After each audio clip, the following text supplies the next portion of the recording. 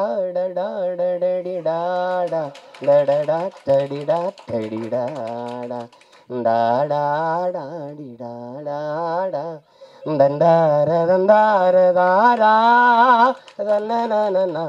தன்ன ஐயா ரஜினிகாந்த் படம் வந்தால் எப்படி எழுதுவீங்களோ, தம்பி விஜய் படம் வந்தால் எப்படி எழுதுவீங்களோ, அதுபோல இது படம். புதியவர்களை ஒரு இசை ஞானி அப்படின்னு சொல்றதெல்லாம் ரொம்ப குறைவு. இது ஏன் அவர் இசை ஞானியாக இருக்கணும்? அறிவு என்பது அறிவது, ஞானம் என்பது உணர்வது. இசையை அறிய முடியாது, உணரணும். அதனால் அவரை இசை ஞானி என்று கருணாநிதி அவர்கள் வச்சு அழைச்சதுனால அது இசை ஞானின்னு வந்துட்டது. அதையும் தாண்டி அவரை சொல்லணும்னா அவர் இசை இறைவன், இசை அமைப்பது இசையமைப்பாளர், இசையை அருளுவது. ஒரு இறைவன்கிட்ட போய் என்ன வேணாலும் கேட்பான் பாருங்க. இந்த தேர்வில் நான் வெற்றி பெற்றணும், எனக்கு அதிக மதிப்பெண்களை கொடுத்துரு, எனக்கு கை காலுக்கு நல்ல சுகத்தை கொடுத்துரு, எனக்கு நிறைய மூளையை கொடுத்துரு, எல்லாம் என்ன கேட்டாலும் கொடுத்துருன்னு நினைக்கிறான் பாருங்க. அப்படி கொடுக்கும்னு நம்பிக்கை உள்ள ஒன்றுக்கு பேர் இறைன்னு வச்சோம். நீ என்ன வேணாலும் கேளுங்க, தந்துடுவார். இப்போ இங்கே கிராமத்தில் இப்படி ஒரு பாட்டு போடுவார். நீங்கள் வேணா பாருங்கள், உலகத்தில் இப்படி ஒரு இசை அறிவு கொண்ட, இசை ஆற்றல் கொண்ட ஒரு மேதை, பீத்தவன், பால்மரியட்டு, மோசாட்டு எல்லாம் சொல்லுவாங்க. கொண்டு வந்து எங்கள் ஊர் படத்துக்கு ஒரு 2 மணி நேரம் பின்னணி இசை வாசின்னு சொல்லுங்கள், தெரிஞ்சிடும் யாரும் பெரிய மேதைன்னு. என்ன முத்துராஜ் போட்டு வாசிக்க சொல்லுங்கள். தளபதின்னு ஒரு படத்தை எடுத்துக்கிறங்க. ஒரே இசையமைப்பாளர், ஒரு மியூசிக் கம்போசர், ஒரு இசையமைப்பாளர் ஒருவரே இந்த படத்துக்கு இசையமைச்சிருக்காரு, இந்த பாடல்களை உருவாக்கியிருக்காருன்னு யாராவது ஒத்துக்கிட்டா சொல்லுங்க. எடுத்த உடனே ஒரு பாட்டு, சின்ன தாயவள் தந்த அந்த பாட்டு போகும். கொஞ்சம் நேரம் அடி ராக்கம்மா கையை தட்டு சாங்கு சக்கு சக்கு சக்குன்னு போகும். அதில் வந்து தேவாரத்திலிருந்து ஒரு இதை போடுவார், கும்பிட்டகுரு ஒரு போடுவாங்க, சோபன அறிமுகத்துக்கு ஒரு இதை போடுவார்.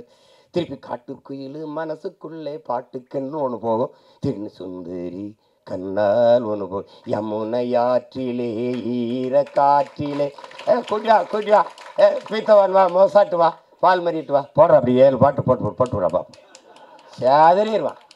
யமுனை ஆற்றிலே ஈர காற்றிலே கண்ணனோடுதான் பேட, இவர் தான் சாங்கு சக்கு சக்கு சக்கு, அதான் அவர் தான் கம்போசர். காட்டுக்குயில் மனசுக்குள்ளே பாட்டுக்கு அதான் கம்போசர். திருப்பி ஒருத்தர் சுந்தரி கண்ணாலூர், அது எல்லாம் ஒரே ஆளுன்னு சொல்லி எவனாவது உலகத்தில் நம்பிட்டானா என்ன கேள்வி? அது எங்காலால் தான் முடியும். இப்போ டோனி சிறந்த ஆட்டக்காரர் தான், ஆனால் அவருக்கு சென்னை சேப்பாக்கம் மைதானம் தான் சரியாக இருக்கும், மற்ற இடத்துல சரியாக ஆட மாட்டார்.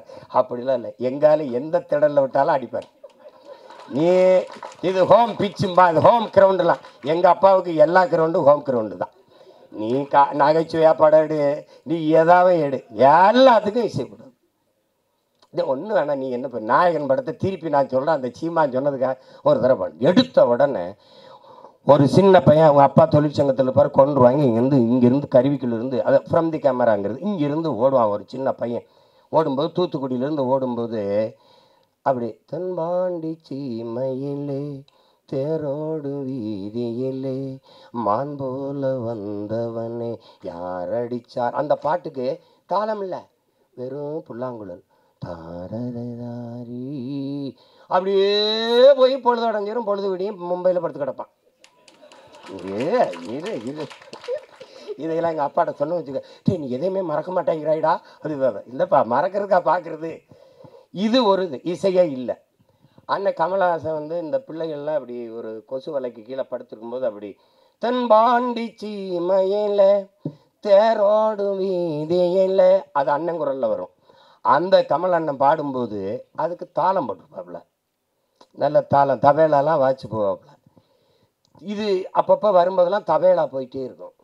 கடைசி எங்கள் அண்ணன் செத்துருவாப்புல, சுட்டுருவான். அந்தவன் செத்து இப்படி விழுந்த உடனே அந்த கோட்டை சரிஞ்சிருச்சு, அந்த பேரரசு இடிஞ்சிருச்சு, அழிஞ்சிருச்சு. பட் தென்பாண்டி சீமையிலே டங் முரசு அதிருது. இந்த உலகத்தில் இப்படி ஒரு இசையமைப்பாளர் காட்டுறான், உலகத்தில் இப்படி ஒரு இசையமைப்பாளர். அவர் ஒரு திரைக்கதை, இன்னும் ஒரு திரைக்கதை எழுதுறான், வசனம் எழுதுறான். அவர் தனியாக உட்காந்து ஒன்று எழுதிட்டு இருப்பாப்புல. இப்போ நான் சொல்கிறது உங்களுக்கு இதை மணிரத்னம் ஐயா வந்து சொல்லி வாங்கியிருப்பாருன்னு நினைக்கிறீங்களா? இந்த இடத்துல தவேலா போடுங்க, இந்த இடத்துல வெறும் புல்லாங்குழல்லே போங்க, அங்கே வந்து அவர் இறந்துட்டார், அவ்வளோதான், கோட்டையே சரிஞ்சு விழுந்துருச்சு. அப்போ முரசு அதிர்தான், தென்பாண்டி சீமையிலே டங் தேரோடு வீதியிலே டங். இந்த மாதிரி இங்கே போய் பாருங்க. அவர் சொல்கிறதுக்கு என்ன இருக்கு, எத்தனாயிரம் பாட்டு ஒவ்வொன்றும் அப்படி தான். இதுதான் எங்கள் இளையராஜா. அதனால தான் இசை இறைவன், இசையை அருள்வார். இன்றைக்கெல்லாம் ஒரு என்ன நடக்குது, பாட்டுக்கு மெட்டமைச்சிக்கிட்டு இருக்கோம். அது ஆங்கிலத்தில் கம்போசிங். 4 மாதம் 3 மாதம் 6 மாதம் அது வந்து வரும்போது வரும். எங்கள் தங்கருக்கு விஜித்துன்னு பேர் வந்த மாதிரி வரணும், ஒரு மெட்டு வரணும் இல்லையா, அப்படி வரணும். ஆனால் எங்கால் எப்படி தெரியும்ல, இங்கே இருங்க, காலையில் ஒரு பாடல் மாலையில் ஒரு பாடல் பதிவு பண்ணி அனுப்பிடுவோம்ல. இப்போ சின்ன தம்பி பாடல்லாம் எவ்வளோ புகழ்பெற்ற வெற்றி பாட்டு, எவ்வளோ நேரத்தில் இசையமைச்சு மெட்ட அமைச்சிருப்பாருன்னு நினைக்கிறேன்? அரை மணி நேரம் தான், அரை மணி நேரம் தான். அடுத்தாலாம் சொல்கிறதுக்கு இல்லை, நான் தான் இருந்திருக்கேன். நான் எங்கள் அப்பா மணிவண்ணனுடைய இணை இயக்குனர், அவர்கிட்ட பெட்டி வச்சுக்கிட்டு நின்றுட்டு இருந்தேன் நான். அவர் நின்றுக்கிட்டே இருந்தேன், அவர் கண்டுக்கலை. தம்பி அந்த இடத்துல இந்த பாட்டு ஒன்று பாடி கட்டி இல்லைடா, அது எப்படி வரும்னு அது சொல்கிறேன் ஐயாட்டா அப்படின்னு. அது இன்னும் இவனை பாட சொல்கிறாரு, நான் பெட்டியோட நிற்கிறேன், நாங்கள் 2 பேரும் தான் போயிருக்கேன். அவரை சொல்கிற என்னது யார், என்னோட எங்கள் அப்பா சொல்கிறார் அசோசியேட் டைரக்டர். நான் ப்ரொடக்ஷன் மேனேஜர் நினச்சேன். அப்படியா, சரி பெட்டியை உட்கார், பாடு கேட்டு. நான் ஒரு பாட்டு பாடு, கண்ணில் ஏதோ மின்னல் அடிச்சு, அது எப்படி அந்த இடத்துக்கு சரியாக வரும்? நான் ஒன்று போடுறேன் இரு, நான் போடுறேன். இந்த பாருங்க, நீங்கள்லாம் நம்புங்க ஏங்க, என் குலதெய்வம் வீரகாமாகாளி ஆணையாக சொல்கிறேங்க, சத்தியமாக இந்த பாருங்க, இப்படி போடுறாப்புலுங்க, இவ்வளோதாங்க.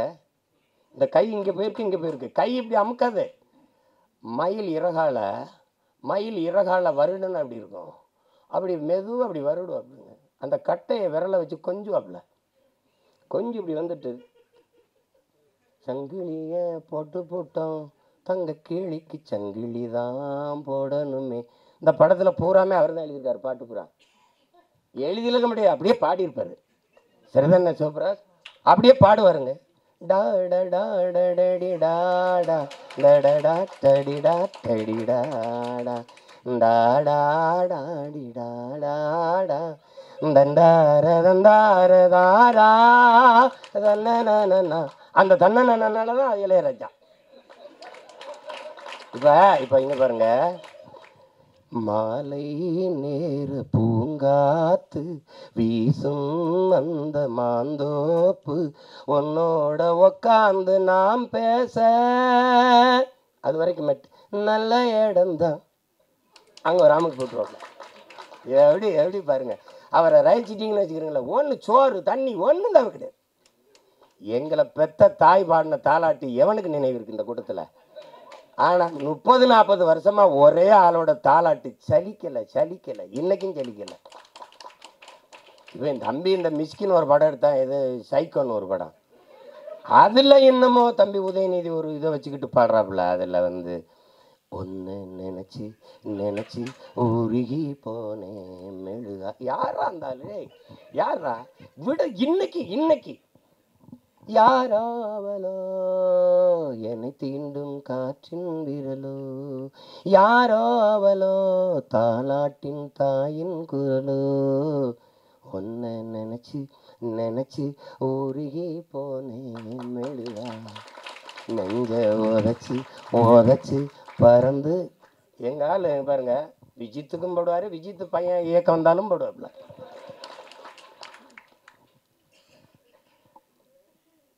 அது வரும். எப்போவாது அரிதான அவதாரங்கள். எப்படி இலக்கிய உலகில் பாரதி வந்தானோ அது மாதிரி இசை உலகில் எங்கள் அப்பா இளையராஜா. அது ஒரு வரம். அதனால இசை இறைவனின் ஆசி பெற்ற ஒரு படம் இது. அதனால் இது ஒரு மாபெரும் வெற்றி அடையணும். நான் உளமாற வாழ்த்த வந்திருக்கேன். நான் இது ஏன்னா எங்கள் விஜித்தோட படங்கிறதுனால தங்குற படம் எடுத்து கூப்பிட்டா பய வேலை இருக்குது எனக்குன்னு போயிருப்பேன். அது அது அவருக்கு தெரியும். சிரமந்தான். இப்போ போய் 3 நாள் ஆச்சு இப்படி சுற்றிட்டு திரிஞ்சு, காலையில் இன்னும் ஓடணும். அது ஆனாலும் இந்த இந்த விழாவும் இந்த நிகழ்வும் எனக்கு ரொம்ப முக்கியமானது. எனக்கு ரொம்ப முக்கியமானது. அது நான் வந்து அரவிந்த் தான், எங்கள் அரவிந்த் அவன் தான் இந்த வேலையை செய்ய ஆரம்பிப்பான்னு நினச்சேன் நான். ஆனாலும் விஜித் வந்திருக்கேன். எனக்கு நான் இவ்வளவு விஜித்திட்ட எதிர்பார்க்கல. ஒரு முதிர்ந்த நடி எங்கள் அண்ணன் சந்திரசேகர் இருக்காங்க. அவங்க வந்து அந்த பாலைவனச்சோலையில் நடித்த போது அவ்வளவு இதாக இருக்கும். அந்த உரையாடலை வெளிப்படுத்துகிற ஆற்றல், அந்த இதெல்லாம் உடல் மொழியெல்லாம் ரொம்ப மென்மையாக அது அதை மாதிரி நடிச்சிருக்கான். அது முதல் படம்னு சொல்ல முடியாத அளவுக்கு நடிச்சிருக்கான் விஜித்து. பாராட்டுகள். அதில் ரொம்ப பெருமைக்குரிய ஒரு நிகழ்வு. இதில் நீங்கள் விஜித்தை பாராட்டுவது தங்கரை பாராட்டுவதும் தான், என்னை பாராட்டுவதும் தான், இங்கே இருக்கிற ஒவ்வொருத்தரையும் பாராட்டுவதும் தான். இருந்தாலும் அது அவனுக்கு ஒரு தொடக்கம். தேவயானி அவர்கள் சொன்னது போல் உன்னுடைய தனித்திறமையில் தான் நீ வெல்லணும். அது முக்கியம். யாருக்குமே வந்து அந்த புகழுங்கிறது ஒரு முகவரி அட்டை போல் பயன்படும். ஆனால் நீங்கள் செய்கிற வேலையினுடைய ஆற்றலை பொறுத்து தான் நீங்கள் நிலைத்திருக்க போறீங்களா இல்லையாங்கிறது நிரூபிக்கப்படுது. இப்போ அண்ணன் சிவகுமாருடைய பிள்ளைகள் தம்பி சூர்யாவும் கார்த்திக் வந்தாங்கன்னா, சிவகுமாரன் மகன்கள்ங்கிறது ஒரு அறிமுகத்துக்கு சரியாக இருந்தது. தன்னை ஆற்றலால் நிரூபித்தாங்க. அது மாதிரி தான் எங்கள் அப்பா என்ன தான் எஸ்எஸ்சி அவர்கள் அவனை அறிமுகப்படுத்தலான்னு தம்பி விஜயை தன்னுடைய தனித்த ஆற்றலால் அவன் இன்னைக்கு இவ்வளோ பெரிய புகழ்பெற்ற ஒரு இடத்துக்கு வந்திருக்காருன்னா உழைப்பு. எப்படி பார்த்தாலும் உடன் பிறந்தார்களே, வெற்றிக்கு ஒரே ஒரு வாய்ப்பு தான் இருக்கு, கடுமையான உழைப்பு. அதை தவிர எல்லா வேதனைக்கும் ஒரே ஒரு மருந்து தான் சாதனை. சாதனையை எப்படி தொட முடியும்? வெற்றியின் மூலமா. வந்திருக்கும் பத்திரிகை ஊடக நண்பர்களுக்கு நன்றி. என்னுடைய இங்கே வீட்டிற்கும் விருந்தினர்களுக்கு நன்றி. என் பேர் சிவபிரகாஷ். பட் என் பேர் சிவபிரகாஷ்னு சொல்கிறதோட பாலுமகேந்திராவின் மாணவன் என்பது தான் எனக்கு பெருமையாக இருக்குது. எங்கள் ஐயா வந்து ஒன்றே ஒன்று சொல்லுவார், ஒரு புத்தகம் தன் வாசகனை தேடிக்கொள்ளும் அப்படின்வார்.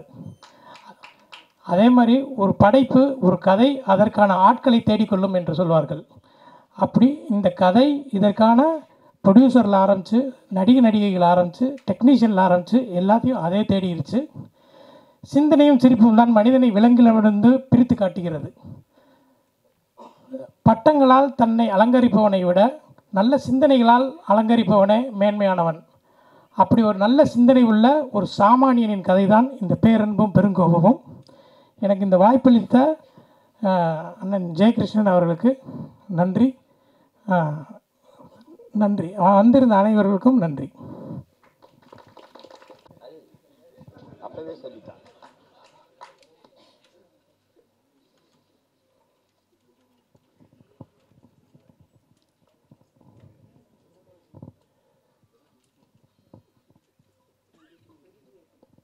பேரன்பும் பெருங்கோபமும் இந்த திரைப்படத்தினுடைய அறிமுக விழாவிற்கு வருகை தந்து வாழ்த்தி சென்றிருக்கிற அன்பிற்கும் பாசத்திற்கும் உரிய அப்பா எஸ்.ஏ. சந்திரசேகர் அவர்களுக்கும், மதிப்பிற்குரிய அண்ணன் ஆர்.வி. உதயகுமார் அவர்களுக்கும், இங்கே அமர்ந்திருக்கிற என் அன்பிற்கினிய தம்பிகள் வசந்தபாலன், தம்பி சுசீந்திரன், தம்பி கண்ணன் அவர்கள், என்னுடைய குரு சித்ரா லட்சுமணன் அவர்கள், தம்பி கரு பழனியப்பன், எண்ணற்ற படைப்பாளிகள். அந்த வரிசையில் இப்போது தம்பி சிவபிரகாஷ் அவர்களும் இணைந்திருக்கிறார். இங்கே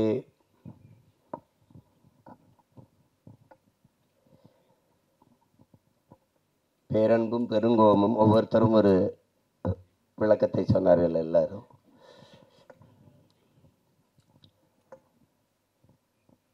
பெருங்கோபத்தினுடைய பிறப்பிடமே இந்த பேரன்பு தான். நான் என்னுடைய தம்பி படத்தை எடுக்கும்போது தம்பி என்று தலைப்பு வச்சுட்டு கீழே தலைப்பு எழுத்தார் பேரன்பும் பெருங்கோபம் கொண்டவன் என்று போட்டிருந்தேன். அதில் இது தம்பிங்கிறது எங்கள் தலைவரை தான் குறிப்பிட்டு எடுத்தேன்னு எல்லாருக்கும் தெரியும். அதில் அது பேரன்பும் பெருங்கோபம் கொண்டவன் அப்படின்னு போட்டேன். அது ஏன் பேரன்பு? அவருடைய பேரன்பு தன் இனத்தின் மீது இருந்த பேரன்பு அந்த இனம் அழித்து ஒழிக்கப்படும் போது அதை காக்க வேண்டிய பெருங்கோபத்திற்கு அவர் ஆளாயிட்டார். இங்கே பாரதியினுடைய பெருங்கோபம், அந்த ஆவேசமான கவிதை வீச்சுக்கு காரணம் அவன் இந்த மண்ணை மக்களை நேசித்த வச்சிருந்த காதல் தான் காரணம். அப்படி அதை உள்ளடக்கமாக வைத்து இந்த ஒரு படைப்பு படைக்கப்பட்டிருக்கு. இதில் எல்லாத்தையும் விட பெரும் பாராட்டுக்குரியவர்கள் இப்படி புதியவர்களுக்கு துணிந்து வாய்ப்பு கொடுத்த தயாரிப்பாளர் மதிப்பிற்குரிய ஜெயகிருஷ்ணன் அவர்கள் தான். அவருடைய மனைவியார் பெயரில் காமாட்சி ஜெயகிருஷ்ணன் அவர்கள் தயாரிச்சிருக்காரு. அப்புறம் என்னுடைய தம்பி திருமலை வருத்தப்படுறாரு இருக்கிற திரையுலகிற்கு இருக்கிற நெருக்கடிகளை குறித்து. இதெல்லாம் ரொம்ப நாள் இருக்காது, நீங்கள் கவலைப்படாத, சரி பண்ணிடலாம்.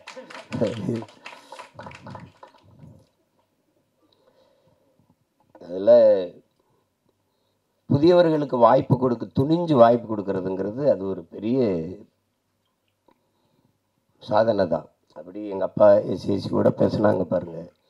நான் ஒவ்வொருத்தட்டையாக போய் வாய்ப்பு, அவ்வளோ பெரிய இயக்குனரே தன் மகனுக்கு கேட்டேங்கிறார். அதில் ஒரு அழகி படம் எல்லாரும் பார்த்தாராய்ச்சோம். தேவையானவங்களை கூட குறிப்பிட்டு பேசுனாங்க. அந்த படத்தை நம்மளால எடுத்துட்டாப்ல. அவர் ஒளிப்பதிவாளர் வந்து படம். இப்போ அது 4 ஃப்ரேம்னு ஒரு திரையரங்கம் இருக்குது. அதில் என்னை கூப்பிட்டு காட்டுறாரு, ஏ வா வை பாரு அந்த படத்தை அப்படின்னு. நாங்கள் மாமத்திருந்தேன், என் தங்கச்சி கணவர் அவர். அதனால் நம்மளால் கூப்பிட்டு காட்டுறாரு. நான் படத்தை ரசிச்சுட்டு வந்து இப்படி கட்டி பிடிக்கிறேன், பாராட்டுறேன். அருமையாக எடுத்துட்டேன், ஒரு காவியம் மாதிரி எடுத்துட்டேன். படம் வெற்றி அடையும், நீ ஒன்றும் கவலைப்படாத. என்ன அப்படியே சொல்கிற உண்மை போய் எல்லாம் வந்திருக்கேன்றியா? அப்படியா? என்ன ஒரு வயலும் ஒன்றும் சொல்ல மாட்டானே. என்ன இப்படி சொல்கிற? உண்மையை சொல்லு. உனக்கு இது நல்லா இல்லைன்னு சொல்லிட்டு போகிறேன். தயாரிப்பாளருங்க நின்றுட்டு இருக்காப்புல. உதயகுமார் தானே, உதயகுமார் நின்றுட்டு இருக்காப்புல. நாங்கள் ரெண்டும் பேசிக்கிறத பார்த்து சிரிக்கிறாப்புல. என்னதான் நண்பனாக இருந்தாலும் இப்படியா போய் பேசிட்டு போகிறதுன்றாப்புல என்னை பார்த்து. அந்த படம் ஓடும்னு கடைசி வரை நம்பலை அவர். அவருக்கு நல்லா எடுத்து சொல்லும்னா, ஐயா நீங்கள் உண்மையிலே சிறந்த படத்தை தயாரிச்சிருக்கிறீங்க, அந்த படம் உண்மையிலே பெரிய வெற்றி அடையும். நம்பவே இல்லை அவர். திரைக்கு வந்து பிச்சுட்டு ஓடுது. இப்போ பெரிய விடுதி கட்டி வச்சு இருக்காப்புல. அங்கே போனால் தங்குறது, நீங்கள் தான் சொன்னீங்க அந்த படம் ஓடும்னு அப்படின்னு சொல்கிறாப்புல. இப்போ சொல்லுவார் அடிக்கடி. அது மாதிரி அவர் ஒரு தங்கரை பற்றி எல்லாருமே பேசிட்டாங்க. ஆனால் எனக்கு தெரிஞ்ச ஒரு தங்கர் குழு விவாதம்லாம் இல்லை கதையில். ஒரே ஆள் தான் எழுதுவார். எழுதி ஒரு வாரத்தில் அந்த கதையை எழுதிட்டு வந்து எடுத்த படங்கள் தான் அத்தனையும். பள்ளிக்கூடத்தில் அது முதல்ல ஏவிஎம் படப்பிடிப்பு நிலையத்தில் நானும் சேரனும் தங்கரும் 3 பேர் உட்காந்து பேசுகிறோம். 3 பேர் சேர்ந்து செய்யலான்ட்டு. அதில் எங்கால இதில் கோவத்தில் சேரன் அடிக்க மாட்டேன்ட்டால. அப்புறம் தான் நரேன் வந்தார். அது செஞ்சோம். அதில் ரொம்ப அழகான எழுத்தாளர். ஒரு ஒவ்வொன்றும் அவருடைய காவியம் போல் ஒரு எழுதக்கூடிய ஒரு எழுத்தாளர். நான் கூட சொன்னேன், நீயே விஜித்தை நீயே அறிமுகம் செய்யலாமே. நான் எடுத்து வச்சிருக்காப்புல. டக்குமுக்கு டிக்குத்தாளம் தானே. அவன் தான் முதல்ல அந்த படம் வேணாம், இந்த படம் வரட்டுன்ட்டான் விஜித்து. அது விஜித்து மேலே எனக்கு நம்பிக்கை இருக்குது. அதை விட எனக்கு எங்கால தங்கர் பச்சா மேலே நம்பிக்கை இருக்குது. அவள் எதையாவது எழுதி ஆகச்சிறந்த ஒரு காவிய படைப்பாக தந்தாவது விஜித்தை நிறுத்திடுவான். அதில் எனக்கு வந்து அசாத்திய நம்பிக்கை இருக்கு.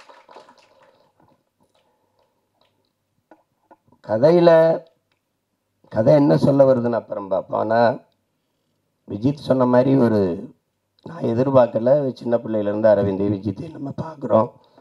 ஆனால் ஒரு அறிமுக படத்தில் இவ்வளோ பெரிய ஒரு கனத்த ஒரு கதாபாத்திரத்தை தூக்கி சுமக்கிற ஆற்றல் அப்படிங்கிறது ஒரு பெருசு தான்.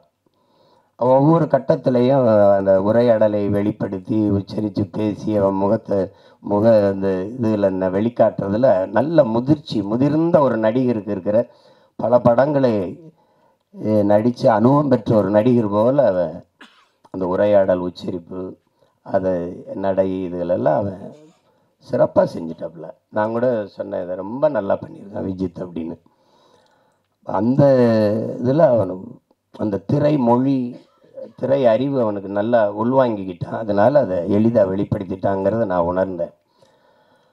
ஒளிப்பதிவு ரொம்ப சொன்ன மாதிரி தம்பி சுசீந்திரன் சொன்ன மாதிரி அந்த கேரளாவுக்குள்ளே வருகிற பகுதிகளெல்லாம் ரொம்ப ரொம்ப அழகியலாக எடுத்திருக்கா. அப்படி தினேஷ் மொத்த படமே ரொம்ப நல்லா பண்ணியிருந்தார். அது தேவையற்ற அவன் எடுத்தோன்னே சொல்லிட்டான். தம்பி கருப்பல்லையும் வேலை செஞ்சுருக்காப்புல. அதே நேரம் எங்கள் அப்பா பாரதி ராஜாவுடைய பாலுமேந்திரா அவர்களுடைய திரைப்பட பயிற்சி கல்லூரியிலையும் படித்தேன்னு சொல்லும்போது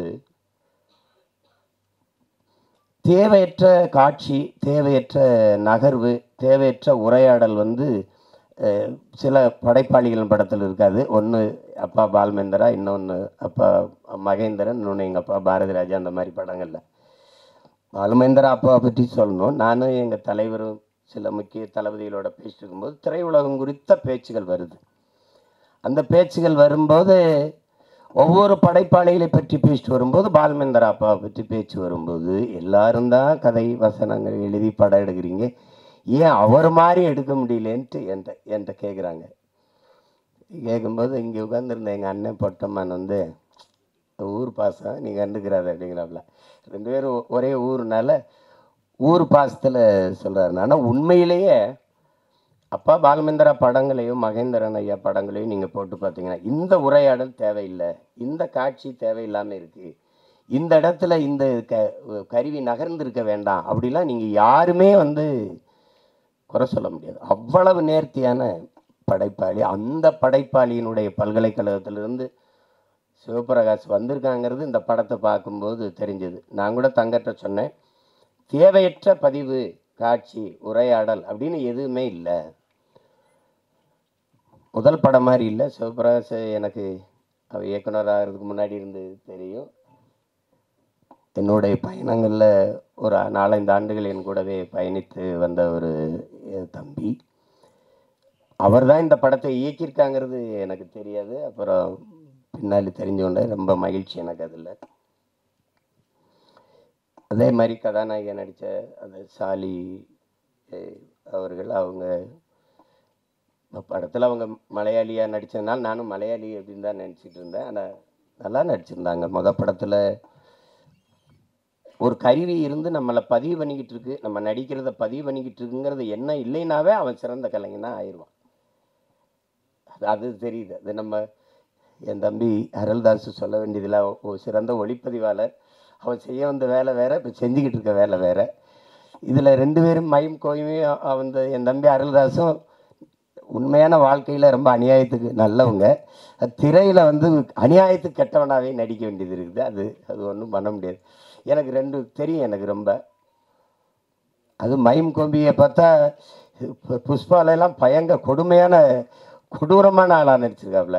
அப்புறம் பார்த்தா கன்னடா படத்தில் நடிக்கிறோம். எந்த படம், எந்த தொலைக்காட்சி திருப்பினா நம்மால் இருக்காரு. நமக்கு ஒரு பெருமை. ஒளிப்பதிவு கருவி இல்லாமல் கூட போவாங்க, நம்மாளுக்கு இல்லாமல் இன்னி போக முடியாது படப்பதிவுக்கு. அப்படி அந்த மாதிரி ஒரு பெருமை தான் நமக்கு. அது என் தம்பி அருள்தாஸ் கெட்டவனாலாம் நடிக்கும்போது கொஞ்சம் மனசு கஷ்டமாக தான் இருக்கும். இவன் ஏன்னா அதெல்லாம் நடிக்கிறான் அப்படி. அதனால் கலைன்னு வந்துட்டால் என்ன இருக்குது, அது நடிக்கணும், அதில் ஒன்றும் இல்லை. சிறந்த நடிப்பை வெளிப்படுத்தியிருந்தாங்க 2 பேருமே. எனக்கு ரொம்ப பிடிச்சிருந்தது படத்தில்.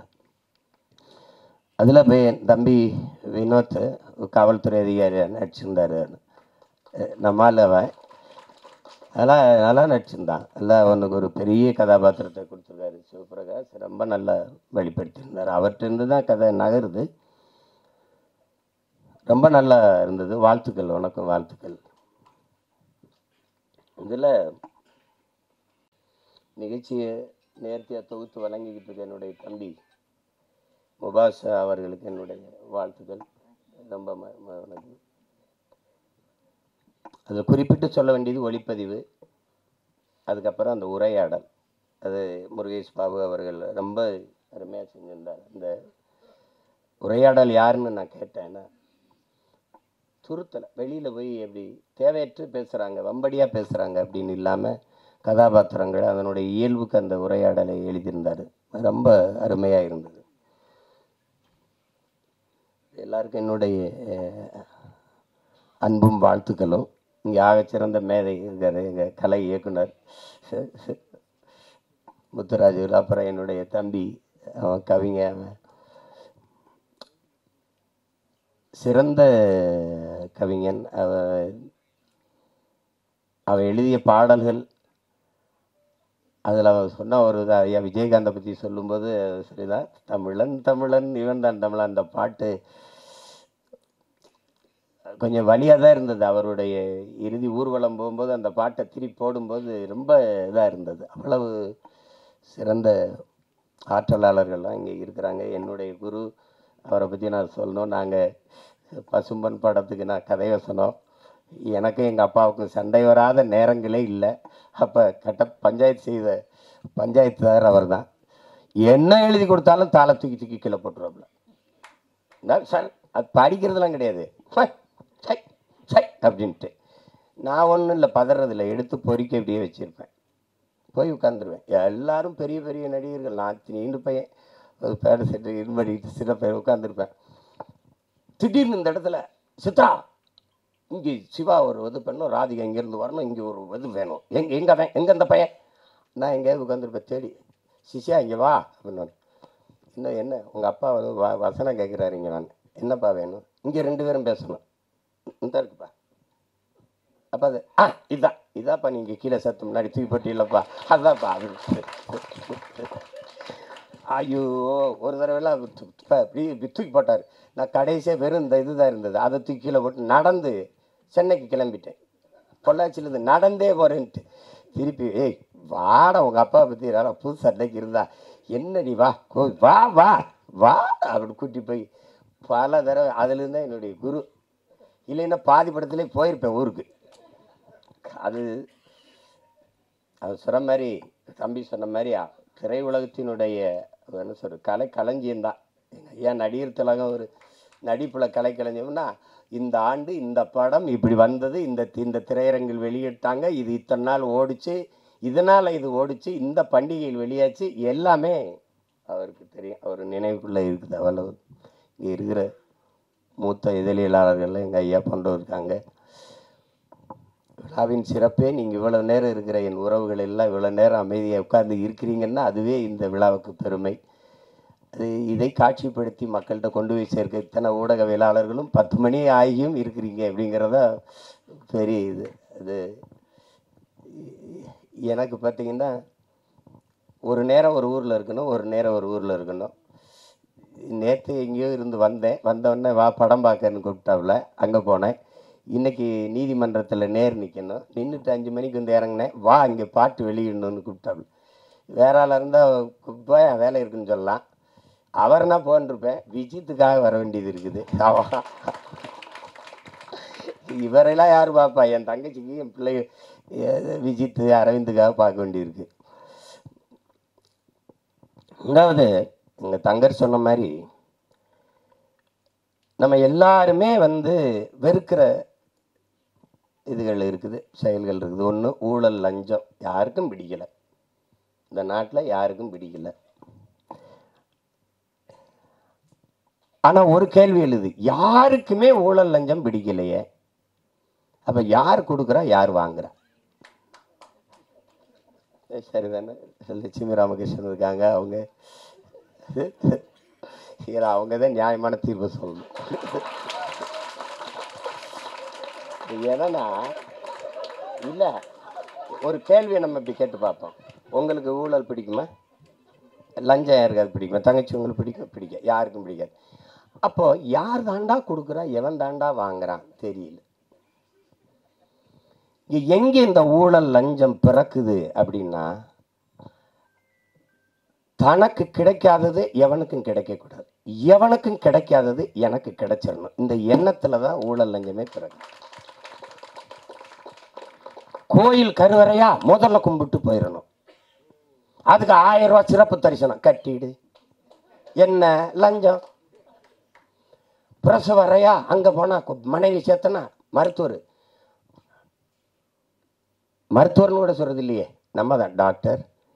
எவ்வளவு செலவானாலும் பரவாயில்ல காப்பாத்திருங்க, அந்த வார்த்தையே லஞ்சமாயிருது. எவ்வளவு செலவானாலும் பரவாயில்லையா,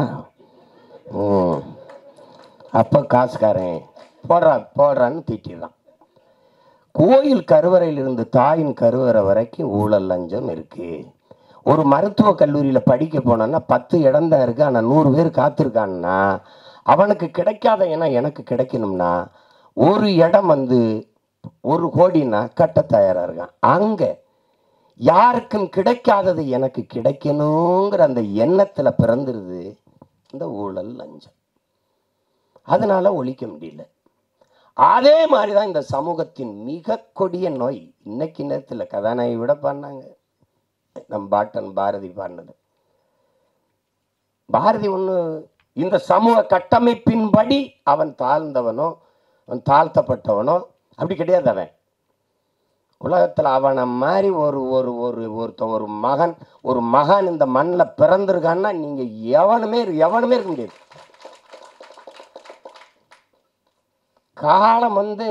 காலம் பல கவிஞர்களை உருவாக்கி இருக்குது அன்பிற்குரியவர்களே.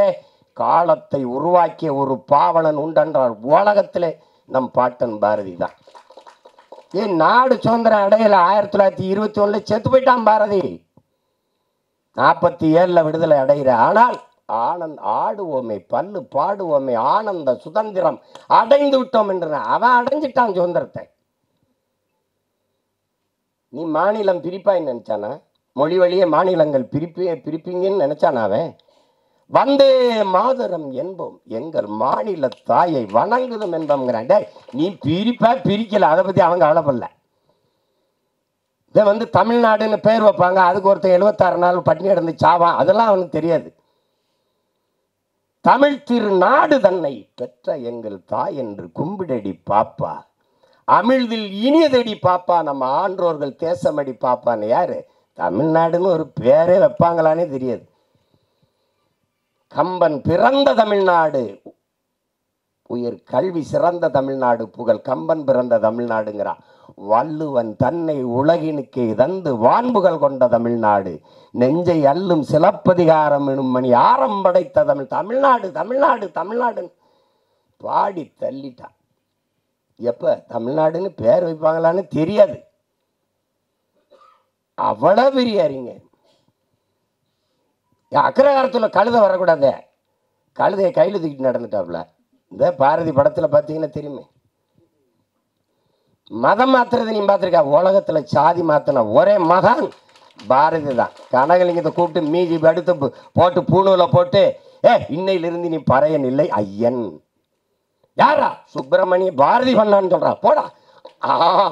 அப்படி ஒரு ஆளு நம்ம ஆளு. அவன் சொல்றான், அவன் மனசுக்குள்ள எம்பிட்டு வழி இருந்தா, சாதிகள் இல்லையடி பாப்பா, குல தாழ்ச்சி உயர்ச்சி சொல்லல் பாவம், நீதி உயர்ந்த மதி கல்வி அன்பு நிறைய உடையோர்கள் மேலோர்ன்றான். அதுக்கு முன்னாடி ஒரு கிளவி வர்ற, அறிவு மூதாட்டி வர்றா. சாதி இரண்டொழிய வேறில்லை சாற்றுங்கால் நீதி வலுவா நெறிமுறை. சாதி இரண்டுன்னா நம்மால் என்ன பண்றான்? ஆண்ஜாதி பொஞ்சாதி. அது இல்லை சாதி, அது இல்லை.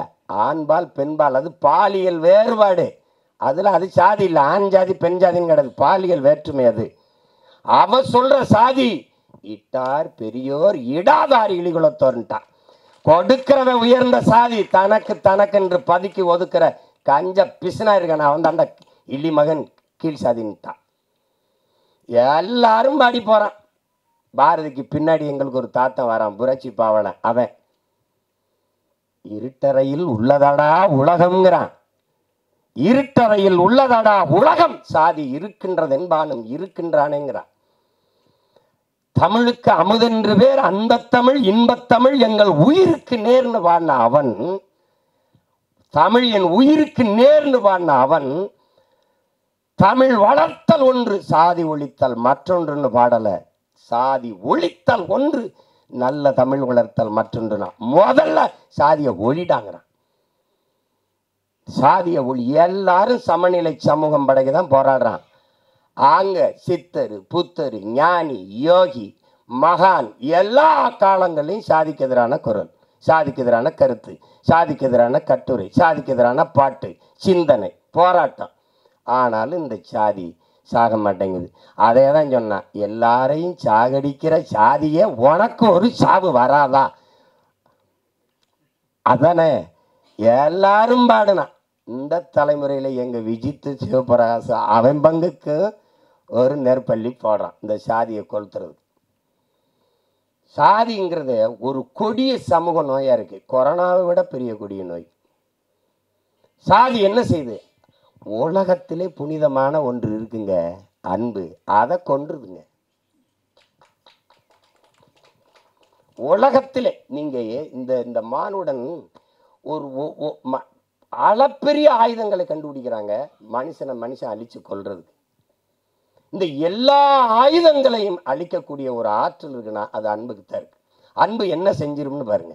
அமெரிக்க அதிபர் இந்தியாவுக்குள்ள வந்தா கடவுச்சீட்டு வீசா அனுமதி வேணும். இந்திய நாட்டின் முதன்மை அமைச்சர் ஐயா மோடி அமெரிக்கா ரஷ்யா போனால் அவர் கடவுச்சீட்டை காட்டணும், அனுமதி, உள்நுழைவு அனுமதி வேணும், விசா அனுமதி, உள்நுழைவு அனுமதி வேணும். ஆனால் ஒன்றுமே இல்லைங்க இதில். ஒருத்தி ஒன்றுமே இல்லை, அன்னை தெரேசான்னு ஒருத்தி ஒன்றுமே இல்லை. அவளுக்கு ஒன்றுமே கிடையாது. அவள் எந்த பதவிகளெல்லாம் ஒன்றும் இல்லை. பாருங்க, எல்லா நாடுகள்லையும் பணி செஞ்சு வந்து இந்தியாவில் தங்கிட்டா. அவளுடைய சேவை நிறைய தேவை இந்த நாட்டுக்கு இருந்துட்டா.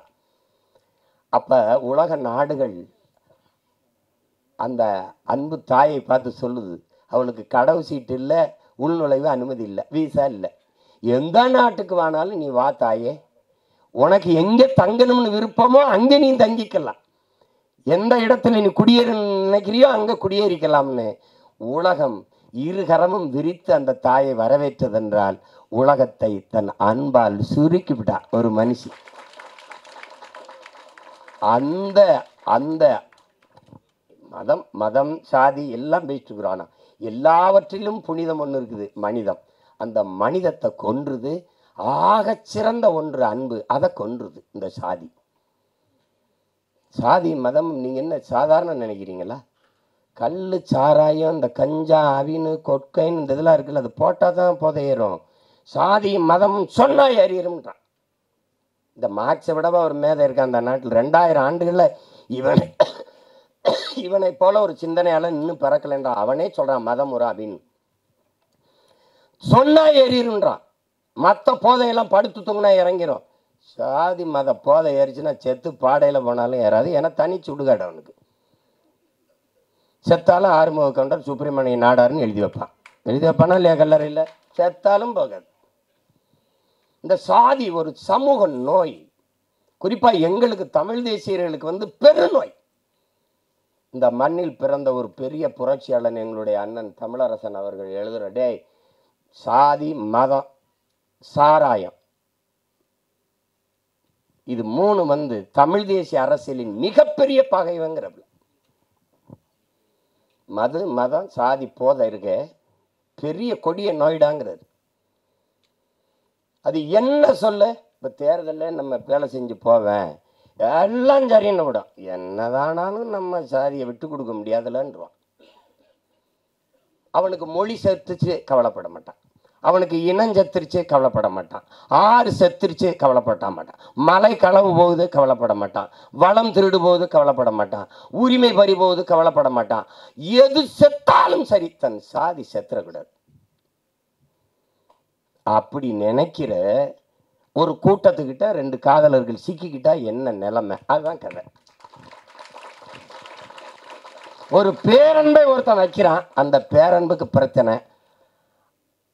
அந்த அன்பை சிதைச்சவனை ஒழிக்கணும்னு நினைக்கிறான், பெருங்கோபம். இதுதான் படம். சரிதானே ஓய்? ஆமான்ட்டாப்ல. ஏன்னா நீங்கள் இதை பாருங்க, சாதிய இழிவை துடைத்தெறிய போராடாமல் இருப்பதை விட செத்து ஒழிவதே மேலானதுன்னு அண்ணல் அம்பேத்கர் சொன்ன இந்த மொழின்னு இருக்கிற அந்த வலி இருக்குல்ல, அதை நீங்கள் உணர்ந்துட்டீங்கன்னா நீங்கள் இந்த நாட்டில் தீண்டாமைங்கிற ஒரு சொல்லே இருக்காது. நீங்கள் நினச்சி பாருங்கள் எவ்வளோ வலி இருந்தான்னா, யாருக்கு அடிமை இல்லை, எனக்கும் யாரும் அடிமை இல்லை. இந்த எண்ண ஓட்டம்தான் இங்கே எல்லாருக்கும், இந்த மானுடத்தில் எல்லாருக்கும் தேவைப்படுது. இதுதான் இங்கே இருக்கிற சிக்கல். இப்போ பாருங்க, என்னரும் மக்களே சிலர் பாருங்க, என்னரும் மக்களே, இந்த பூமியில் பிறந்து தாழ்த்தப்பட்டவர்கள், தீண்டத்தகாதவர்கள் கோயிலுக்குள்ளே வரக்கூடாது, குளத்தில் குளிக்கக்கூடாது, தெருவில் நடக்கக்கூடாது, இப்படி இந்த தீண்டாமை இழிவை சுமந்து நீங்கள் படுகிற இந்த பாடை பார்க்கும்போது என் இதயம் நொறுங்கி ரத்தம் வழிகிறது. இதற்கு நீங்கள் தாயின் கருவிறையிலே கலைந்து போயிருக்க கூடாதா அப்படின்னு ஆவேசமா தன்னுடைய வலியை வெளிப்படுத்துறார் அண்ணல் அம்பேத்கர். அதை தான் தோணுது. எத்தனை வலி, எவ்வளவு வலியின் மொழி அது. இன்னுமா அந்த கொடுமை, இன்னும் தொடருது. அதை பாருங்க, பிறப்பின் அடிப்படையில் பேதம் பாராட்டுகிற, உயர்ந்தவன் தாழ்ந்தவன் என்ற பாகுபாடு பாராட்டுகிற இந்த கொடிய நோயை ஒழிக்காது சமநிலை சமூகம் பிறக்காது. இதற்கு என்னைக்கு சொல்றான் பாருங்க, அந்த இதுல படத்துல கூட வருது பாருங்க, நம்முடைய அது குரல் ஒளியில வருது. நம்ம பாவா செல்லத்துறைவர் சொல்றாரு பாருங்க, பிறப்பு ஒக்கும் எல்லா உயிருக்கும்னு வள்ளுவ பெருமகனார் தந்தருளிய மறைமொழியில் எத்தனை ஆண்டுகள், 1000 ஆண்டுகளுக்கு முன்னாடி பாடுறாரு, எத்தனை 1000 ஆண்டுகளுக்கு முன்னாடி பாடுறாரு. அப்போ அந்த காலத்திலேயே இந்த ஏற்றத்தாழ்வு இருந்திருக்குது. பிறப்பு ஒக்கும் எல்லா உயிருக்கும், எல்லா மானுடருக்கும்னு சொல்லவே இல்லை நம் மூதாதை, எல்லா உயிருக்கும் பிறப்பு ஒக்கும்ன்றது. அதில் பிறப்பின் அடிப்படையில் பாகுபாடு, உயர்ந்தவன் தாழ்ந்தவன். இதுல பாரதி ஏன் ஆகச்சிறந்த மானுடன் பாரதி கிட்ட கேட்கப்படுது, எங்க நோய், நாம பிரம்மனின் தலையிலிருந்து பிறந்தோம், சத்திரியன் தோலிருந்து பிறந்தான், வைசியன் தொடையிலிருந்து பிறந்தான், அந்த சூத்திரன் காலில் இருந்து பிறந்தான், இந்த பஞ்சமன் ஒருத்தருக்கான அவன் எதிலங்கானு பிறந்தான்னு பாரதி கிட்ட கேட்கப்படுது. பாரதி அவன் மட்டும்தான்டா அவங்க ஆத்தாளுக்கும் அப்பனுக்கும் பிறந்தான்ட்டான். இன்னும் புரியுதா உங்களுக்கு? சமூகத்து மேல இருந்து அவனுக்கு கோபம் இருக்கு பத்தியில, அந்த கோபம் தான் இந்த பெருங்கோபம். அதை நீங்க அது என்ன, அது இழிவை சுமந்து பார்க்குறவனுக்கு தான் தெரியும். நீங்கள் இந்த வலி இது மேல்தட்டு மக்களுக்கு ஒன்றும் தெரியாது. இது நாட்டாமல் பண்ணிட்டு, இது ஒரு போதை, இது ஒரு மனநோய். மனிதனை சக மனிதனை தன்னை போல எலும்பு நரம்பு ரத்தம் சதை பசி உறக்கம் கனவு கண்ணீர் எல்லாம் கொண்ட சக மனிதனை தாழ்ந்தவன் என்று தாழ்த்தி வீழ்த்தி சுகம் காணுகிற ஒரு மனநிலை கொடிய நோய். அது மனநோய். அதான் அங்க இருக்கிறது. ஒத்ததறிவார் உயிர் வாழ்வார் மற்றெல்லாம் செத்தாருள் வைக்கப்படும் தான் வள்ளுவ பெருமகனார். காரணம் என்ன? துணி விளக்குற வண்ணான், முடிதிருக்கிற மருத்துவர், அங்க சலவை தொழிலாளி வேணும், அங்க தச்சன் வேணும், அங்க விளைய வைக்க உணவுப் பொருளை விளைய வைக்க அங்க வேளாண் குடிமகன் உழவன் வேணும், அங்க அதை சமைக்க பாத்திரங்கள் செய்கிற குயவர் வேளாளர் குடிகள் வேணும். எல்லோரும் வேண்டும், எல்லாரும் சேர்ந்து இசைந்து வாழ்ந்தால்தான் அது சமூகம். ஒத்தது அறிவார் உயிர் வாழ்வார் மற்றெல்லாம் செத்தாருள் வைக்கப்படும்ட்டான். மற்றெல்லாம் பிணமிடான்ட்டான். எல்லாரும் தான் சாடி இருக்கான், பாடி இருக்கான், ஆடி இருக்கான், எல்லாம் பண்ணி பார்த்துருக்கான். ஒன்றும் நடக்கலை. இங்கே சாதிக்கு ஒரு சாமி, சாதிக்கு ஒரு சமநிலை சமூகம் எங்கே இருக்குது? செத்தவரை விட பணத்தை புதைக்கிறதுல இவனுக்கு இந்த சாதிக்கு இது, இந்த சாதிக்கு இது, இந்த சாதிக்கு அது. இதுல எந்த சாதிக்கும் பாகுபாடு இல்லாத ஒரு தேசத்தை படைக்கும் உலக இந்த நிலத்துல முடியல. எங்கள் உயிர் தலைவன் அவன் கனவு கண்ட தேசத்துல தமிழீழ நாட்டில் நீ எவனாவே இரு, என் கோட்டுக்குள்ள என் நாட்டுக்குள்ள வந்தா நீ தமிழனா இருன்னு ஒரு மக்களை உருவாக்கி இறந்து போன எல்லாரையும் ஒரே இடத்தில் மாவீரர்கள் துயிலும் இல்லம் என்று நீ பெரிய தளபதினாலும் படு, நீ சாதாரண வீரனாலும் படு, நீ எவனாவே இரு, உயர்ந்தவன் தாழ்ந்தவன் பாகுபாடு இல்லாது எல்லோரும் ஒரே. இங்கே உயர்ந்த சாதிக்காரன் சுடுகாட்டு வழியை கூட தாழ்ந்த சாதிக்காரன் பிணத்தை எடுத்து போக முடியாது. ஆனால் இங்கே மகான்கள் தோன்றிருக்கார்கள். காந்தி தோன்றிருக்கிறார், அண்ணல் அம்பேத்கர், பெரிய புத்தன் பூலு எல்லாரும் தோண்டிட்டான், ஒன்றும் எடுபடல, ஒன்றும் சரியில்லை. இன்னொரு தலைமுறை இந்த சாதி மதத்தை காலில் போட்ட செருப்பா போட்டு தேய்ச்சி நடந்தாலே ஒழிய இது சாகாது. இந்த கருமத்தை ஒழிக்காம சமநிலை சமூகம் படைப்பது என்பது சாத்தியமில்லை. வெற்று வார்த்தை. சாதிய இழிவு தீண்டாமை கொடுமைகளை வைத்துக்கிட்டு சாதிய ஏற்றதார்களை வைத்து கொண்டு சமூக முன்னேற்றம் சமூக மேம்பாடு என்று பேசுவதென்பது சாக்கடை குழியின் மேலே போடுகிற சந்தனம் பந்தலுக்கு சமம், மலை குழியின் மேலே போடுகிற மல்லிகை பந்தலுக்கு சமம்னு அண்ணல் அம்பேத்கர் சொல்றாருன்னா காரணமா அவர் அனுபவிச்ச வழி. அவரை போல ஒரு கல்வியாளன் இந்த உலக வரலாற்றில் உண்டா சொல்லுங்க. ஒரு மனிதன் 10,000 புத்தகங்கள் தன் வாழ்நாளில் படிச்சிருக்கணும், அது குறைந்த தகுதி. ஆனால் 64,000 புத்தகங்களை படித்த ஒரு மகான் உண்டென்றால் அது அண்ணல் அம்பேத்கர் தான். ஆகச்சிறந்த கல்வியாளன். படுக்கிற இடம் கூட படிக்கிற இடத்துக்கு பக்கத்தில் இருக்கணும்ட்டு நூலகம் எங்கே இருக்கோ அங்கே தான் அறை எடுத்து தங்கியிருக்க. அப்பேற்பட்ட அறிஞன் சொல்லித்தான், இந்த சாதிய இழிவை தொட தெரிய போராடாமல் இருப்பதை விட செத்து ஒளிவதை மேலானதுறான்ட்டார்.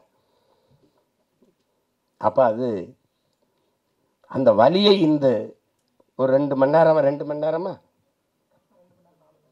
2 மணி நேரம் அந்த படத்தில் எவ்வளவு அழகாக சொல்ல முடியுமோ, அதாவது அது அதிகப்படியாக மிகைப்படுத்தாமல் இல்லை, ஆங்கிலத்தில் ஓவர் ட்ராமான்னு சொல்லுவாங்க.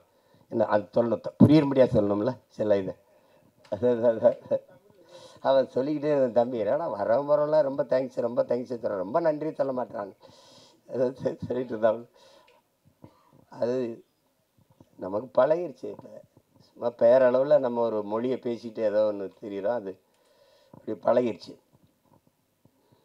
அதில் மிக ஆழமான ஒரு பதிவு, அந்த கருத்தை அது ஒரு கவித்துவமாக தாங்கி நிற்குது. ரொம்ப மிகைப்படுத்தாமல் தன் இயல்பு ஓட்டத்திற்கு இந்த கருத்துக்களை படம் சொல்லுது, வலியுறுத்துது. நல்ல ஒரு பதிவு. இனிவரும் தலைமுறையாவது இந்த சிந்தனையிலிருந்து விடுபட்டு எல்லாவற்றையும் தாண்டி ஒரு புனிதம் இருக்குது, அதான் மனிதம். அதை நோக்கி இந்த மானுடம் வந்து பயணிக்கணும். அதில் தான் இந்த உலகம் வந்து சரி வரும். இதுதான் ரொம்ப கஷ்டம். இன்றைக்கி நமக்கு ஒரு பிரச்சனை இருக்குது, காக்கை செத்தான, கொக்கு செத்தான, யானை செத்தான, புலி செத்தான, பூனை செத்தானன்னு கவலைப்படாமல் போயிட்டுருக்கோம். அதெல்லாம் செத்தா பார்க்க நம்ம இருக்கோம், நம்ம செத்தா எவனும் இருக்க மாட்டான். அதெல்லாம் எந்த உயிர்மை நேயம் கொண்டு வாழ்ந்த ஒரு இனத்தின் மக்கள் சக மனித சாவையே இன்றைக்கி ஏறிட்டு பார்க்குறது இல்லை, போய்கிட்டே இருக்கும். அது பெரிய துயரம்தான். அப்போ இதில் ஒரு சிறந்த படைப்பு. இதில் என்னுடைய தங்கரவர்கள் குறிப்பிட்டது மாதிரி பெரிய எங்களுக்கெல்லாம் அந்த வாய்ப்பு கிடைக்கல. நாங்கள் அவருடைய பெரிய அன்பு பிள்ளைகளாக இருந்தும் நான்லாம் முதல் படத்துலேயே அவரோட இணைந்து வேலை செய்யணும்னு நினச்சேன். அந்த வாய்ப்பை பெற முடியல. தங்கர் கூட அழகிலாம் வேலை செஞ்சிட்டார். ஆனால் முதல் படத்திலே தம்பி சிவபிரகாஷுக்கு அந்த வாய்ப்பு கிடைச்சிருக்குது பெருசு. எங்கள் அப்பா இளையராஜா அவர்களோட பணியாற்றுறது.